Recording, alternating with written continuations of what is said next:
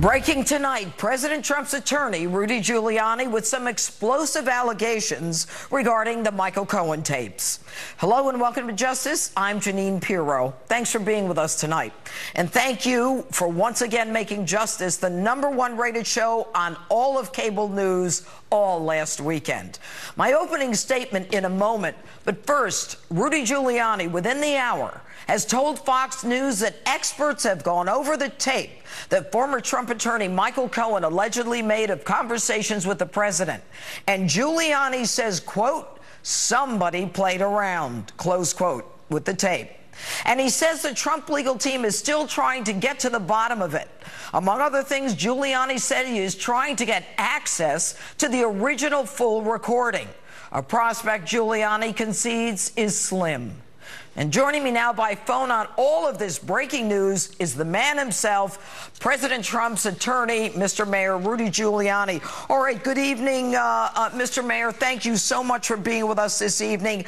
Some shocking news tonight. I guess, Judge, that we have to stop being shocked. I have to admit that I was. I always thought of Michael Cohen as a responsible guy, a guy who was basically honest and certainly was extremely loyal to the president, as the president was to him for many, many years. I used to hear rumors about him, about his character and some of the things he did. And now I find he does things like records his client, doesn't tell him. He abruptly ended that recording as soon as the president said the word check. We are now, what we're investigating is how did that happen? What actually did happen? What was eliminated? And then you've got to raise that question with every one of these tapes. How many of them did he play around with? I mean, the guy has like 180 tapes. Well, Lanny Davis, his lawyer, said he didn't intend to deceive. Well, I don't know who's a bigger liar.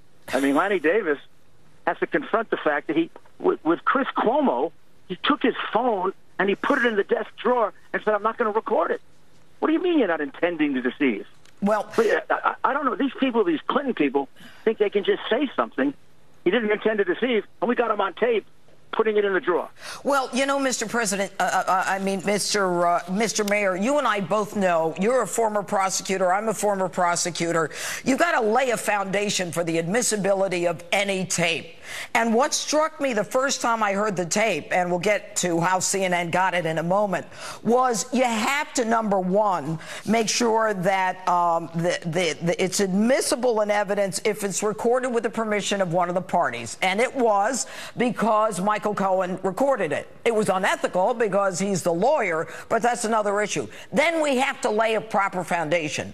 Anyone listening to that tape knows that all of a sudden it's cut off, it's garbled at a crucial period of time when the president seems to be saying, no, you make a check out. We don't use cash. Yes. And nobody asked any questions about it. You and I both know they cannot tamper with this. But the only way for us to figure out if this is accurate is for you to get the original tape. How are you going to do that? Well, we've got to hope it exists. This could be a recording of a recording. We're not sure yet. That they can probably determine.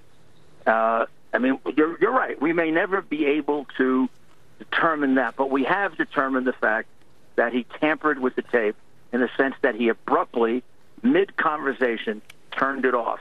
Now, we know he didn't do that for a good reason, because a guy that goes into a reporter and hides his thing and says, I'm not taping it, and then is taping it for 2 hours, is definitely not someone who didn't intend to deceive, as Lanny Davis falsely said. Well, in addition to that, he's lying, but that's another issue. You and I both know that in order for the government to admit something into court, they've got to show its continuing custody and that no changes, additions, or deletions have been made.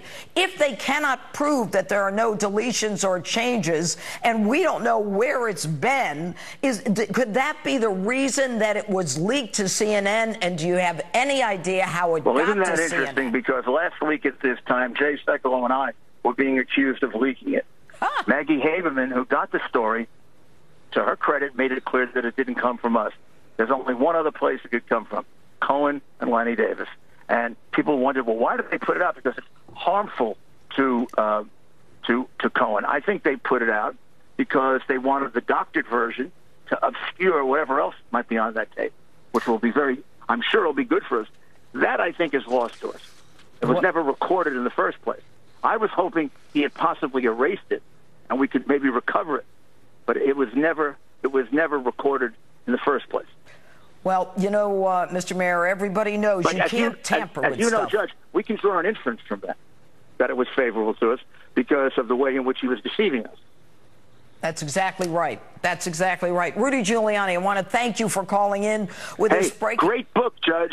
Thank you. I've gotten through half of it now. You gave me a copy. Thank you. Got through half of it. I bought my own to give about 3 or 4 of them out. Great book. I appreciate it. Thank you so much. Right. And I know you're going to have more to say tomorrow morning on Fox News Sunday. I'll be on Chris Wallace tomorrow. All right.